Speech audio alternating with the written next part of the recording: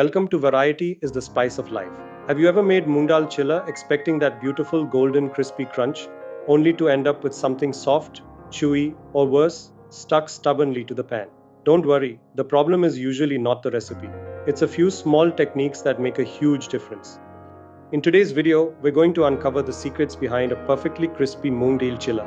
From soaking and grinding the dal, to getting the batter consistency, pan temperature, and spreading technique just right. And if you want the detailed measurements, explanations, and additional tips, visit our blog. The link is available in the description. So, let's get that crunch right. Let's begin with the most important part of a crispy chilla, the batter. Think of the batter as the foundation of your chilla. Get this wrong, and no amount of cooking magic can completely rescue it. If the batter is too thick, your chilla becomes dense, heavy, and doughy. If it is too thin, it becomes difficult to spread and may tear on the pan. What you're looking for is a smooth, pourable consistency, somewhere between thin buttermilk and regular pancake batter. Here's a simple test. Lift your ladle and watch the batter fall. It should flow smoothly in a steady, ribbon-like stream. And remember, crispy chilla is not about making the batter watery. It is about getting the right balance of moisture and spreadability. That one difference can completely change your result. Now let's talk about the humble step that can make or break your texture. Soaking the moong dal. For the best results, soak split yellow moong dal for around 4 to 6 hours. Why does this matter? Proper soaking softens the dal, allowing it to grind into a smoother batter. And a smoother batter spreads more evenly across the pan, which means thinner edges and better crispiness. 2 to 3 hours can work, but the texture may remain slightly grainy. 4 to 6 hours gives you a much smoother batter.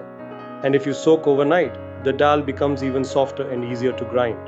But don't assume that longer is always better. Beyond about 8 hours, the dal can begin developing a slightly sour character. So for most home cooks, 6 hours is a very comfortable sweet spot. A little patience at the beginning can save you a lot of frustration at the pan. For a truly crispy moong dal chilla, your best choice is split yellow moong dal, also known as duli moong dal. It soaks relatively quickly, blends smoothly, and produces a batter that can be spread thin, exactly what we need for that golden crunch. Whole green moong can also be used, but it generally produces a denser texture. Now let's bring in some flavor. Cumin seeds add a subtle bite, green chili adds heat without introducing much moisture, ginger adds freshness, and just a pinch of hing gives the chilla that familiar Indian aroma. And here's an important little detail: add the salt just before cooking rather than during soaking. Want an extra crunch? A little rice flour or semolina can help. Finely chopped onions can also caramelize beautifully.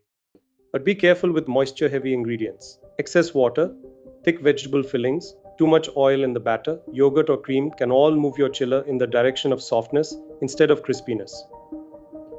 Once the dal has soaked, it's time to create the perfect batter. Here's a useful starting point. For 1 cup of soaked dal, use roughly half to 3/4 cup of water while blending. For 2 cups, use around 1 to 1.5 cups.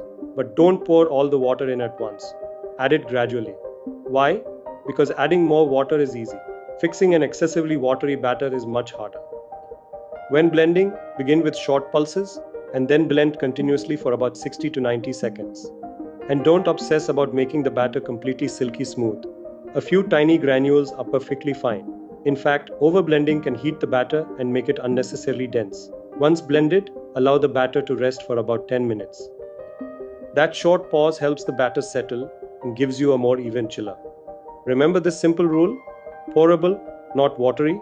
Smooth, not pasty. That is the batter we want. Now comes the moment where many perfectly prepared batters go wrong. The pan.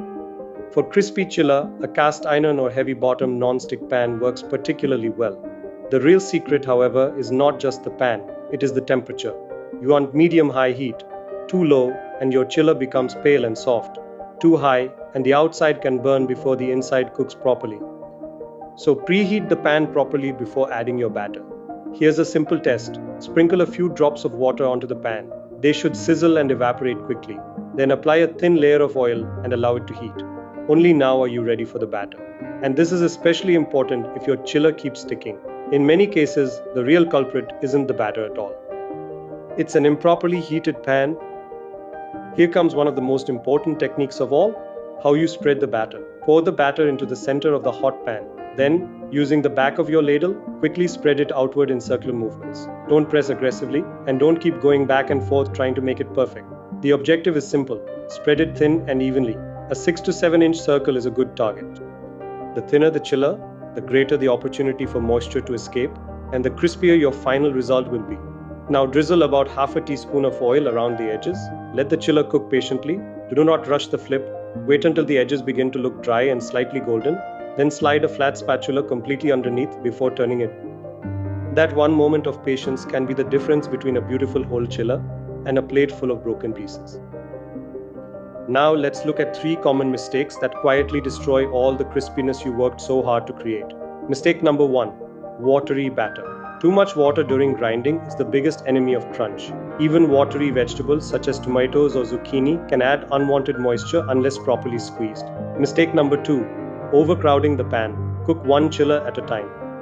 When multiple chillas are crowded together, steam gets trapped, and steam is the enemy of crispiness. Mistake number 3: covering the pan. It may seem like a harmless shortcut, but that trapped steam can turn your beautiful crispy chiller soft. And if your batter feels too runny, a tablespoon of besan can help tighten it. So remember, less moisture, one chiller, no trapped steam. That's your crunch saving formula. And finally, what happens when you have leftover chillas? This is where many people unknowingly lose all that beautiful crispiness. First, let the chillas cool completely before storing them. Trapping steam inside a container is one of the fastest ways to make them soggy. Keep them in a single layer initially, and if you stack them, place parchment paper between them. They can stay at room temperature for roughly 3 to 4 hours, or in the refrigerator for up to 2 days. But when reheating, avoid the microwave. It may warm the chiller, but it won't bring back the crunch. Instead, use a dry tawa or skillet over medium heat for about 2 to 3 minutes per second ID. An air fryer at around 180 degrees Celsius is another excellent option. And a few drops of oil during reheating can help restore that beautiful golden texture. So yes, even leftover chiller can get its crunch back. So, what is the secret to that perfect crispy Moong Dal Chilla? It really comes down to a few simple things. Soak the dal properly, get the batter consistency right, preheat the pan, spread the batter thin, control the moisture, and most importantly, don't rush the cooking. Sometimes the difference between an ordinary chiller and a wonderfully crisp one isn't another complicated ingredient.